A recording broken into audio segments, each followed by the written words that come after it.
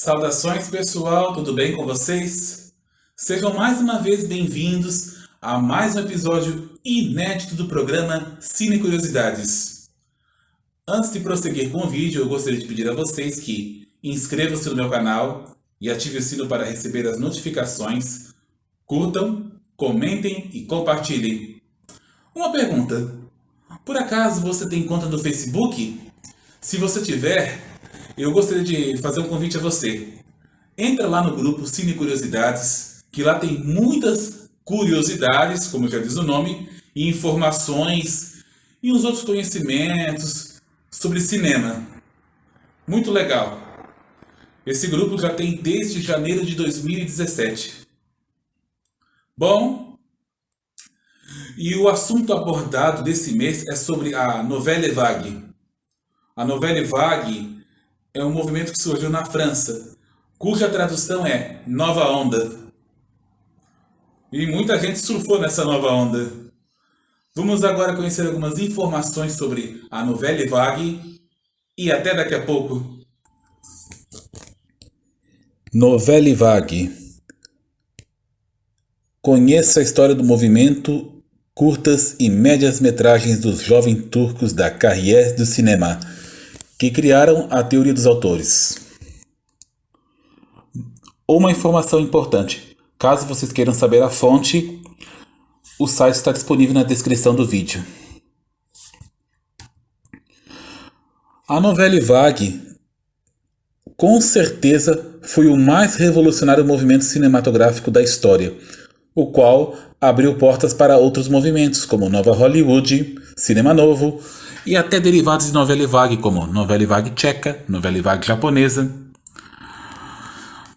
Muitos consideram que a origem no movimento do cinema sejam os dois primeiros longas-metragens. Claude Chabrol com Nas Garras do Vício, de 1958, e o primeiro do François Truffaut, Os Incompreendidos. Só que antes desses filmes de longas, tinha a realização de alguns curtas e médias metragens pelos criadores do movimento. Foram 5 críticos e teóricos de cinema da Carrière, que ficaram conhecidos como os jovens turcos: Éric Rohmer, François Truffaut, Claude Chabrol, Jacques Rivette e Jean-Luc Godard. As produções desse quinteto, com exceção de Chabrol, que nunca fez curtas, começou direto com longa, foram realizadas antes deles começarem a produzir os longas, pelos quais ficariam famosos e que foram responsáveis por deixar os seus nomes imortalizados na história do cinema. Mesmo que sejam produções da década de 1950, quase todos os curtas podem ser encontrados na internet. Muitos curtas e médias estão disponíveis no YouTube em versões com ou sem legendas em português. Outros curtas e médias contam com legendas em espanhol, francês e inglês principalmente. Também é bom ressaltar que os responsáveis pela produção desses curtas e médias, Godard, Truffaut, Rivette e Rohmer, também eram assíduos frequentadores da Cinemateca de Paris e dos cineclubes da capital francesa. André Bazin, o famoso crítico de cinema francês e que praticamente adotou François Truffaut, quando conheceu os membros do grupo, apelidou ao mesmo de Gang Scherer, pois o líder e mentor de todos era Éric Rohmer, cujo nome verdadeiro era Jean-Marie Maurice Scherer. E Maurice Scherer passou a usar o nome de Éric Rohmer porque sua família não aceitava que ele se envolvesse com cinema. Olha só o preconceito que era. Que na França era vista daquela época como uma arte de pequena importância e com pouco prestígio. As belas artes, como arquitetura, escultura, literatura, música, pintura e teatro, possuíam um prestígio muito maior do que o cinema. Aliás, Godard sempre disse corretamente, que a formação cinematográfica deles foi feita na Cinemateca e nos cineclubes, e não em uma universidade. Ou seja, assistindo aos filmes que eles passaram a conhecer toda a história do cinema, sendo que faziam debates intermináveis sobre os filmes, varando madrugadas, conversando sobre os mesmos. E isso é algo que fica muito interessante. Críticos de cinema que viraram cineastas, roteiristas, fazendo filmes que revolucionaram a Nouvelle Vague. E tal como Romer e Truffaut, criaram seus próprios cineclubes. No caso de Romer, foi criada uma publicação na qual eles passaram a escrever suas primeiras críticas e resenhas sobre os filmes que assistiam. A publicação se chamava La Gazette du Cinéma, publicadas das 5 edições da Gazette, sendo que a primeira foi em maio de 1950 e a última em novembro do mesmo ano. Posteriormente, Truffaut e os demais se tornaram colaboradores da Carrière du Cinéma, que aliás é apelidada de a Bíblia do Cinema. E foi nas páginas dessa publicação, cujo primeiro número é de abril de 1951, que eles irão criar e desenvolver uma nova teoria cinematográfica, que é a teoria dos autores. E posteriormente, eles realizaram seus filmes com base nessa teoria, promovendo uma verdadeira revolução no cinema mundial. Vale lembrar que alguns desses cineastas da Nouvelle Vague, eles tinham admirações por cineastas que não eram da Nouvelle Vague, mas foram uma espécie de precursores, como Jean Renoir, Robert Bresson.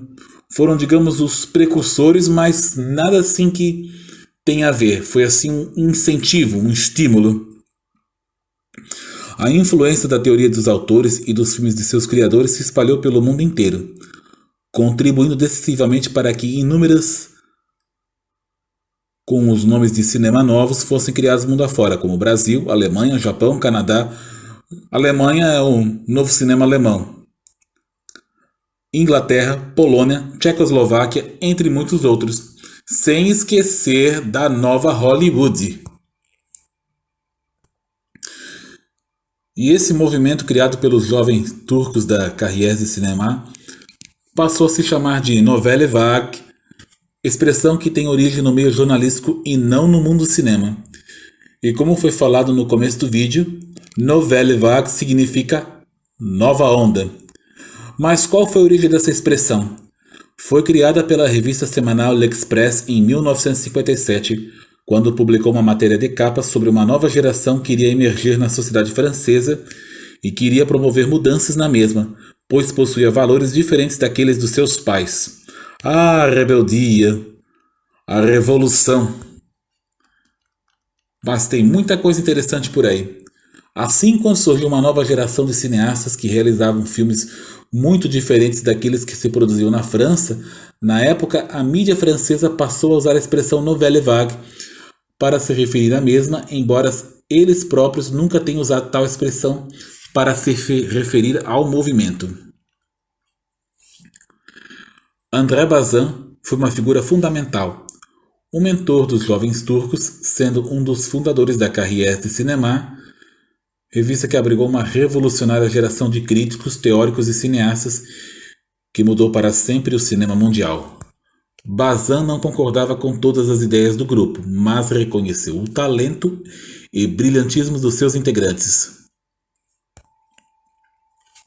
Só que dessa maneira muitos cineastas não tinham qualquer ligação com o movimento, cuja ideia central era a defesa de um cinema autoral.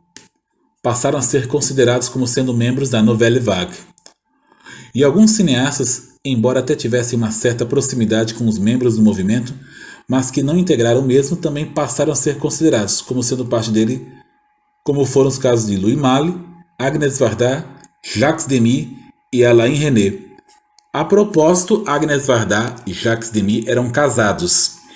E Agnès Varda foi praticamente uma precursora, foi alguém que deu assim uma grande sacudida assim na Nouvelle Vague. Embora a gente sabe que no mundo do cinema muitas grandes conquistas é atribuída mais a homens do que a mulheres, mas Agnès Varda impulsionou bastante a Nouvelle Vague.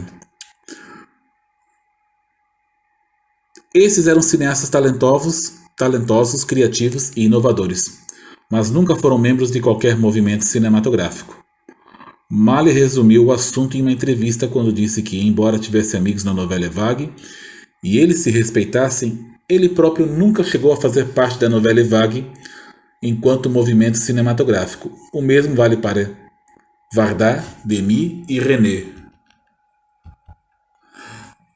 O que na verdade a expressão virou uma espécie de marca publicitária e todos os novos cineastas franceses passaram a ser vendidos para o mundo inteiro como sendo membros da Nouvelle Vague.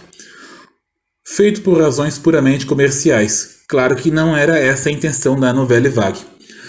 Mas a quase totalidade dos mesmos fracassou. Aqueles que sobreviveram e construíram uma carreira longa e relevante foram os mais talentosos de fato. Vale lembrar que alguns desses cineastas da Nouvelle Vague eram bem cinéfilos, como é o caso de Truffaut e Godard.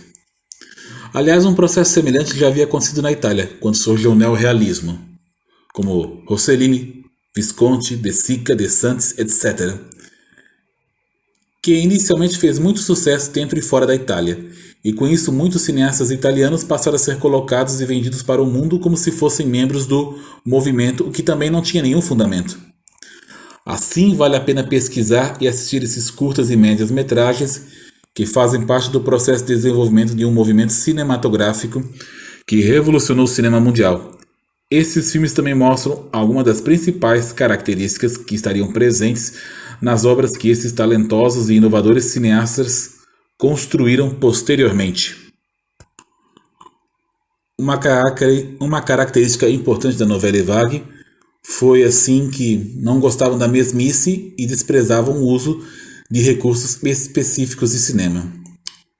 Época em que jovens turcos eram críticos e teóricos da Carriès, Truffaut era quem comandava as críticas ao conservador e padronizado cinema francês, assumindo a linha de frente nessa batalha, embora ele o fizesse com total respaldo dos demais membros do grupo, como Chabrol, Rivette, Romer e Godard.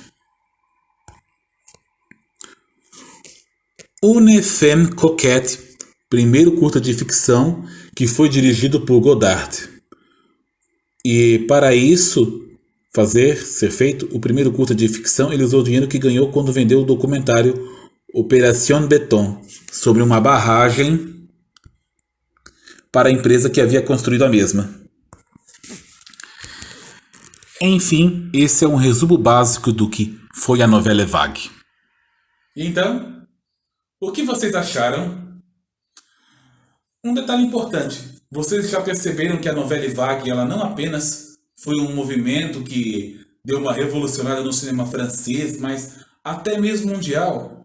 E isso exerceu uma grande influência em outros movimentos, como a Nova Hollywood, como por exemplo, aqui da Nova Hollywood tem o Poderoso Chefão. Também tem o Cinema Novo, muitos outros movimentos, inclusive Nouvelle Vagues derivadas, como a Nouvelle Vague japonesa, a Nouvelle Vague tcheca. Um dos representantes ainda vive. Pouco ativo, mas ainda faz alguma coisa, que é o Jean-Luc Godard. Bem, pessoal, por esse mês é só. Aguardo vocês no próximo mês com outro episódio inédito do programa Cine Curiosidades. Até lá e que Deus abençoe vocês!